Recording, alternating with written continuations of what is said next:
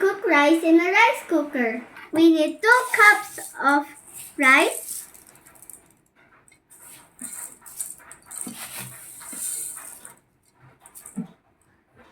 we put it here in the rice cooker, and then repeat the same process again with the second cup.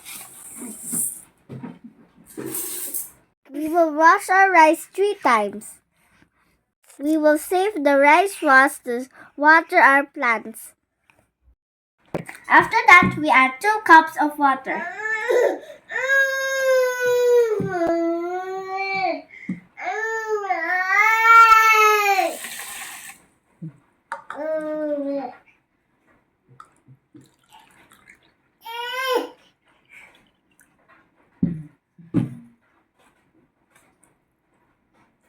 Usually it's 1:1 ratio.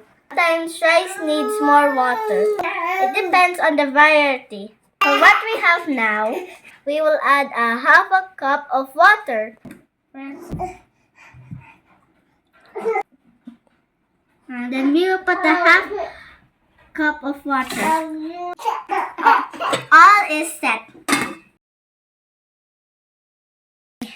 Now it is cooked. It smells good.